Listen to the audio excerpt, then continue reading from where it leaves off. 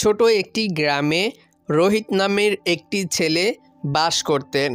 রোহিতের সঙ্গে থাকতেন রোহিতের বাবা এবং রোহিতের মা। রোহিতের বাবা জঙ্গলে কাঠ কাটত। রোহিতের বাবা যদি একদিন জঙ্গলে কাঠ কাটতে না যেত তাহলে তাদের সংসার চলতো না। এইদিকে রোহিত তাদের একমাত্র সন্তান, তাই রোহিতের সব ইচ্ছে পূরণ করার চেষ্টা করত। একদিন রোহিত তার বাবার কাছে আসে। রোহিত বাবার কাছে এসে বলে, বাবা, আজকে তুমি কাঠ কাটতে যাবে না জঙ্গলে? হ্যাঁ বাবা, আমি জঙ্গলে কাঠ কাটতে যাব। তুই ঘর থেকে বাইর হইস নে, না হয় হারিয়ে যাবি।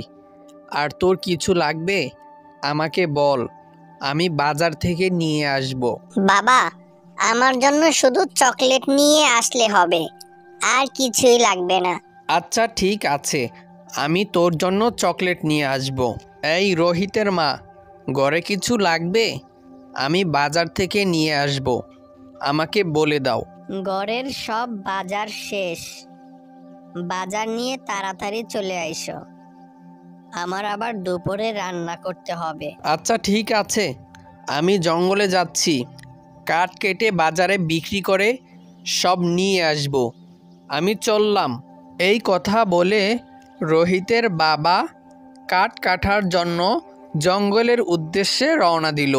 এই দিকে রোহিত তার মাকে বলে, মা, আমার অনেক ক্ষুধা পেয়েছে, আমাকে কিছু খেতে দাও। আচ্ছা ঠিক আছে, আমি তোরে এখনই খেতে দিচ্ছি, একটু অপেক্ষা কর তুই। হাঁটতে হাঁটতে রোহিতের বাবা জঙ্গলে চলে আসে। রোহিতের বাবা জঙ্গলে এসে কাঠ কাটা শুরু করে। কিছুক্ষণের মধ্যেই রোহিতের বাবা অনেকগুলো কাঠ কেটে ফেলে। কাঠ কেটে রোহিতের বাবা বলে, অনেক কষ্টের পর কাঠগুলো কাটা হলো, এখন এই কাঠগুলো বাজারে বিক্রি করে ছেলের জন্য চকলেট এবং বাজার নিয়ে যাব। বেশি কথা না বলে কাঠগুলো মাথায় উঠিয়ে নেই। এই কথা বলে রোহিতের বাবা কাঠগুলো মাথায় উঠিয়ে বাজারের উদ্দেশ্যে রওনা দিল। হাঁটতে হাঁটতে রোহিতের বাবা কিছুক্ষণের মধ্যেই বাজারে পৌঁছে গেল। রোহিতের বাবা সামনে তাকাতেই দেখে একটি কাঠের দোকান। রোহিতের বাবা কাঠের দোকানে চলে গেল। কাঠের দোকানে এসে রোহিতের বাবা বলল, এই যে আমি কাঠ নিয়ে আসছি, কাঠগুলো রেখে আমাকে কিছু টাকা দিয়ে দেন, আমার বাজার করতে হবে। আরে ভাই, আজকে আমার কাঠ বেচা হয় নাই, আজকে কোনো টাকা পয়সা দিতারুম না, তুমি অন্যভাবে ব্যবস্থা করে নাও, কালকে আইসো, তোমারে আমি কালকে টাকা দিয়া দিমু। আচ্ছা ঠিক আছে, আমি আজকে চলে যাচ্ছি। এই কথা বলে রোহিতের বাবা বাড়ির উদ্দেশ্যে রওনা দিল। রোহিতের বাবার অনেক মন খারাপ, কারণ হলো রোহিতের বাবা ছেলের জন্য চকলেট এবং বাজার সদাই নিতে পারেনি। এই দিকে শহরের একজন ধনী ব্যক্তির ছেলে গ্রামে আসলেন। ছেলেটির হাতে ছিল দামি একটি আইফোন। গ্রামের লোকদের কাছ থেকে আইফোনের কথা শুনে রোহিত ছেলেটির আইফোন দেখতে চলে আসলো। রোহিত ছেলেটিকে বলে, তোমার আইফোনটা কত দিয়ে কিনলে গো, আমাকে বলবে একটু? আমার আইফোনটা আমি 3 লাখ টাকা দিয়ে কিনেছি, তুমি তো এই আইফোন জীবনে কিনতে পারবে না, শুধু দাম জেনে লাভ কি?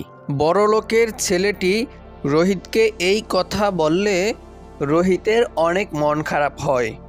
রোহিত বাড়ির উদ্দেশ্যে রওনা দেয়।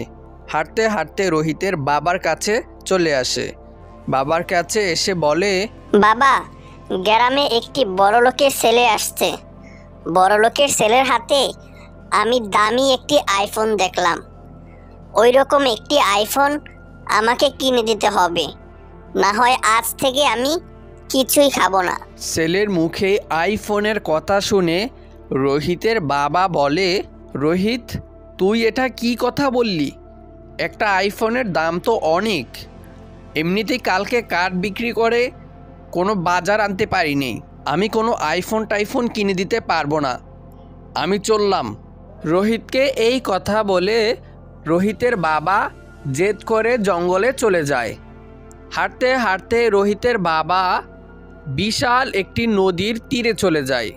নদীর তীরে ছিল বিশাল আকৃতির একটি জাদুর গাছ।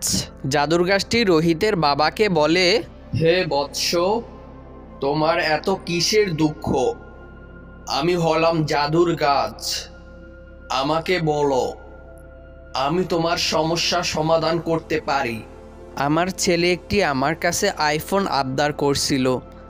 আমি তো অনেক গরিব, তাই আমার ছেলেকে আইফোন কিনে দিতে পারিনি। সেই জন্য জেদ করে জঙ্গলে চলে আসছি। আচ্ছা ঠিক আছে, আমি তোমাকে একটি আইফোন দিচ্ছি, তুমি এটা তোমার ছেলেকে দিবে। জাদুর গাছটি রোহিতের বাবাকে একটি আইফোন দিল। আইফোন পেয়ে রোহিতের বাবা গাছকে বলে, ধন্যবাদ জাদুর গাছ, তুমি আমার ছেলের ইচ্ছে পূরণ করেছ। রোহিতের বাবা জাদুর গাছকে ধন্যবাদ দিয়ে বাড়ির উদ্দেশ্যে রওনা দিল। কিছুক্ষণের মধ্যেই রোহিতের বাবা বাড়িতে ফিরে আসে। রোহিতের বাবা রোহিতের কাছে এসে বলে, রোহিত, তোর জন্য আমি আইফোন কিনে নিয়ে আসছি, দেখ তো আইফোনটা কেমন হয়েছে। ধন্যবাদ বাবা, তুমি আমার ইচ্ছেটা পূরণ করলে। বাবা, আপনার কিছু লাগবে? আমি আজকে গাড়ি নিয়ে দেশের বাইরে যাব। আপনার যদি কিছু লাগে আমাকে বলুন, আমি আসার সময় নিয়ে আসব। শোনো বাবা, আমার জন্য কিছুই আনতে হবে না, তুমি দেখে শুনে গাড়ি ড্রাইভিং করিও আর তাড়াতাড়ি বাড়ি চলে আইসো।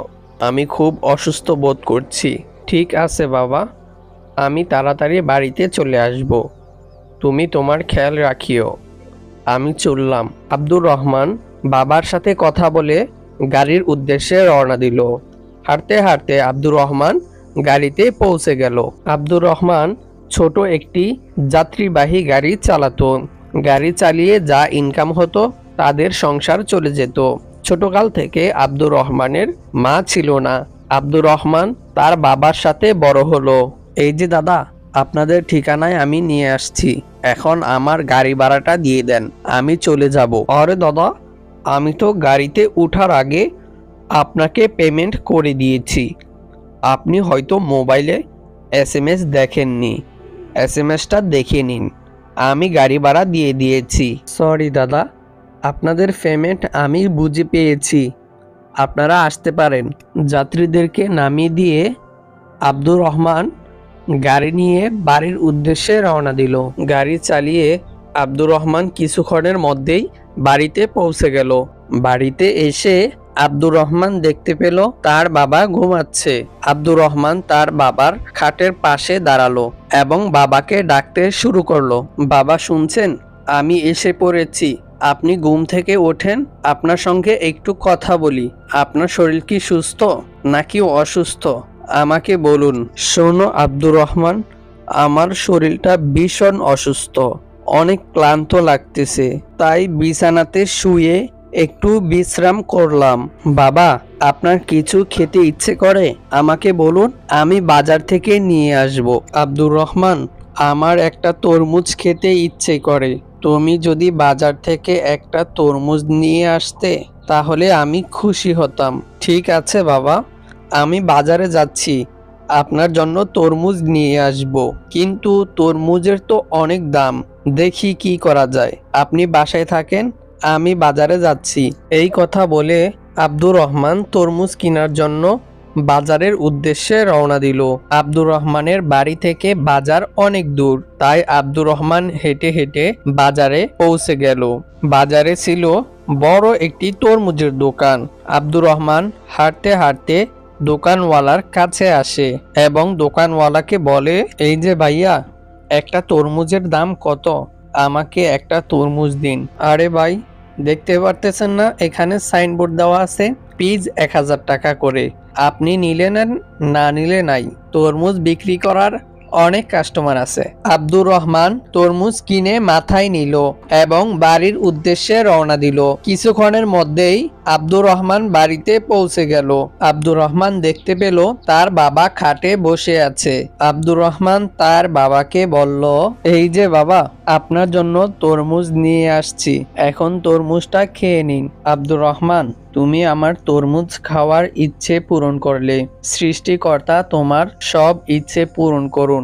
আমি সৃষ্টিকর্তার কাছে এই প্রার্থনা করি।